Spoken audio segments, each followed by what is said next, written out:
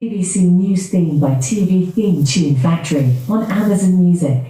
Good morning, or good afternoon even, and welcome to the Miss Red Show. I have been on nanny duties since around about 6:30 this morning.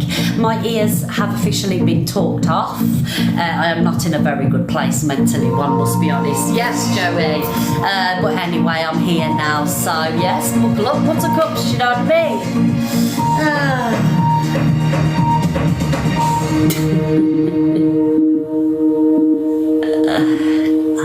Wendy Williams the scammer. What is all that about? What does it know?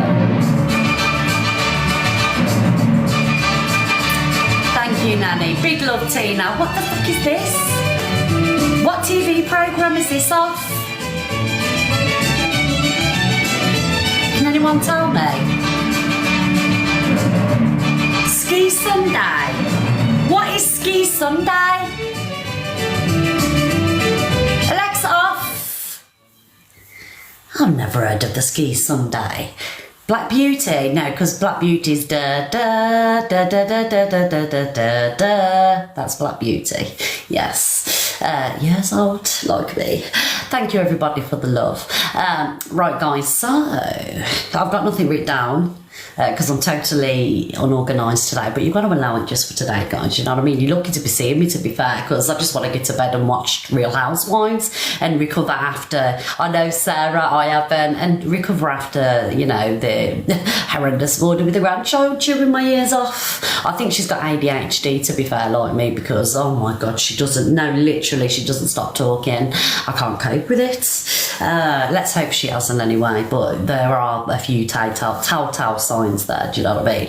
One must be honest. Thank you for the elephants. I'm feeling the elephants today. Thank you, everybody. My granddaughter is 4, going on 40. We call her Mariah Scary because she's a diva. Yes.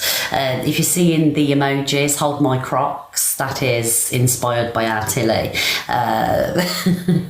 Because when we took it to the restaurant, remember when Reese come, the soup was too cold, the pasta was dry, so she took her Crocs off, said to Reese's husband, thank you, cockapoo, hold my Crocs.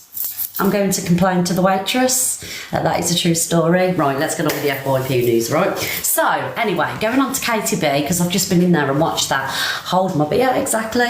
I feel like, thank you, cockapoo, darling. I feel like this is going to be on the FYP. However, I was just in there. I don't know how many of you guys were in there watching Katie B. So, basically, Katie B is known on TikTok. I think she's very beautiful, Katie B, I'm not going to lie, do you know what I mean? Very beautiful, however, she seems equally a little bit troubled. I think, you know, she drinks a little bit, do you know what I mean? And when you have a drink, thank you guys for the love. Thank you, Sarah, darling. Thank you, whoever sent that elephant. I missed it.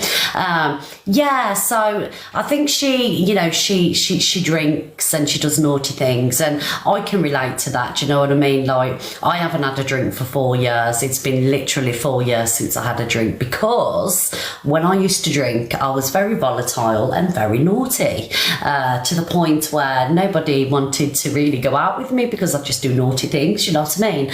But that was like, it was a coping mechanism for me. It was a way of, you know, covering, plastering over, you know, whatever I had going on, or, you know, whatever things had happened in the past, and it was just a way of kind of like, it was self-medicating basically.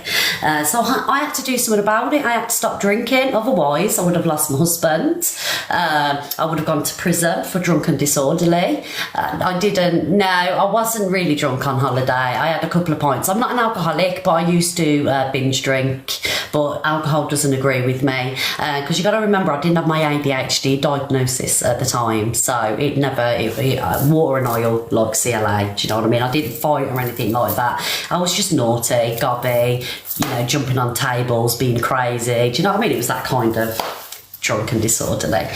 So Katie, I mean, I don't really know much about her, but I know that she does drink and she does naughty things, you know what I mean? So anyway, she was homeless, and they put her in a travel lodge, and she was setting fire alarms off in the travel lodge, so the travel lodge have kicked her out, and she's on the street again now. I don't know a rat, but it's Katie B. Misty, I am horrible when I have a drink. Yeah, I'm the same. Like, the stuff that comes out the mouth is horrendous. Yeah, I put the world to rights. Everybody's to see you next Tuesday. And yeah, thank you guys for the little elves. Thank you. So I can relate. Do you know what I mean? Oh, thank you, Shani, darling, for the giraffe. Thank you. Like many other people, you know, we've all had our demons, got our demons. Do you know what I mean?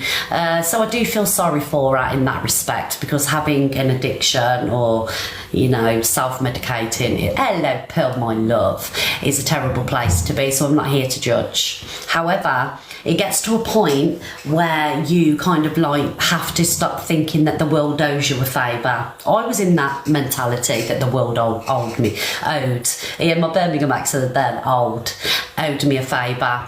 So I kind of like had to grow up a little bit, in a sense of, only I can make myself better, only I can help myself. Thank you, Half Pint. And I think this is the case with her now. She needs to kind of like get out of that vicious circle, because only she can help herself, you know. There's only so many times that people are going to help you. You know, she was homeless, so they give her somewhere to live, and she's like abusing, you know, the place that she's been given to live. Yeah, Katie B does have red hair at the moment, so I don't feel any sympathy for her at the moment, because like I say, to be given a travel lodge to stay at when you're homeless is a luxury as far as I'm concerned. And I just feel like she needs to cut out the drink, or even just you know, obviously if she needs to drink, she can't just cut it out completely, you know. Just like grow up. Do you know what I mean? Grow up. We've all had difficult times, we've all had shit, and it gets to a point where, you know, grow up and realise what you're doing is, you know, is only making your life worse, and you know, seek help, get some help. There is help out there if you want the help. Do you know what I mean? So yeah, so I'm just like really invested. Yeah, advocate for your own help. I think it's really important. You can't rely on tablets and, you know, medical professionals. You know, they only help a little bit. It's yourself. It's just that. I'm talking about Katie B, Pearl. Katie B. I've just been in there watching her live. Do you know what I mean? And everyone's in there, like, you know, feeling sorry for her. But it's just like a repeated thing. It's like something that's, you know, like that Geordie Princess. Do you know what I mean? Not that I feel Katie B is on her level, but Geordie Princess, she doesn't help herself. Do you know what I mean? She just comes on TikTok, that Geordie Princess, woe is me, says and does disgusting things and thinks the world owes her a favour. Do you know what I mean? But it's a hard situation, you know, that Katie B finds herself in, because addiction, it's hard, man. It's hard. Yes, Mandy, shouldn't bite the hands that feed you. It's a state of mind. It is a state of mind, darling, but also as well, it's, you can only, you know, you got to help yourself. You can't expect the whole world to do it for you. Do you know what I mean? Because you'll get nowhere, you know? Yes. Right, guys, moving on from Katie B. Addiction is very hard, V. Very, very hard.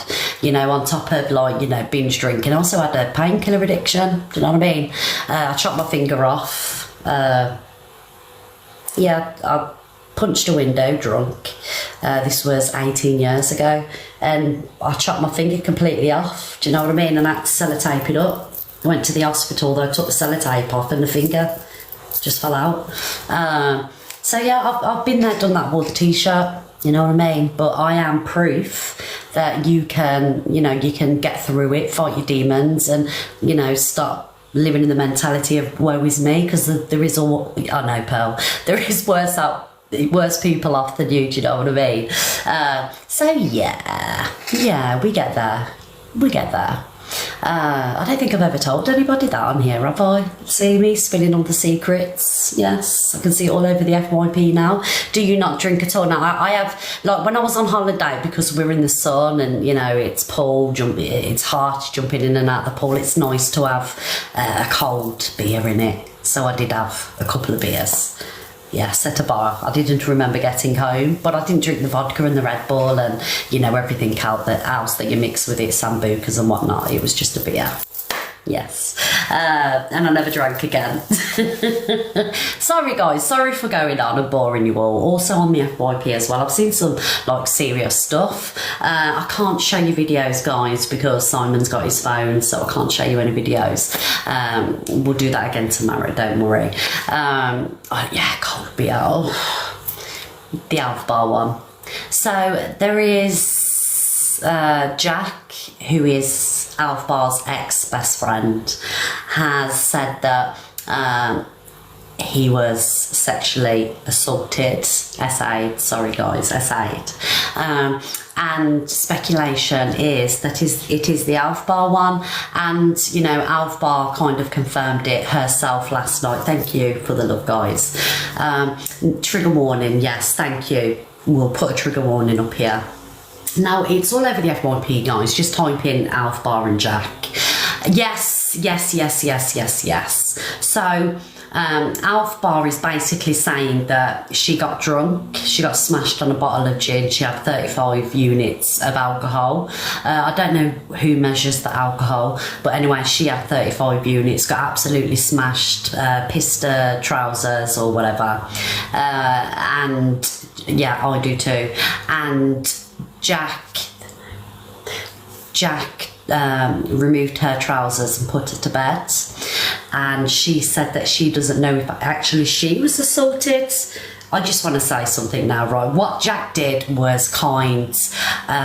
You know, I've been in that situation many times where, you know, I've had to get somebody out of soiled clothes because, you know, they used to drink, come back and, you know, do things like that. And we take the clothes off. It's natural. We all have done it. I've done it. I've been that pissed once, right? I pulled out the bedroom drawer, you know, the bedside drawer, and pissed in it, closed the drawer, woke up in the morning, and I was like, what the fuck is that in there? Yes, I pissed in the drawer. So yeah, I think Jack did something lovely, and you know, she could have left her in a pissy clothes, but she didn't. It's the truth, guys. I pissed in a drawer, and I've pissed in my wardrobe before. Yes. I opened the wardrobe door, got in the wardrobe, pissed in it, and got back to bed, and I didn't know about it until the morning. I was like, what is all this? And he was like, well, you pissed in the wardrobe. I was like, wow, when you let me do it? He said, yes, well, you have to learn.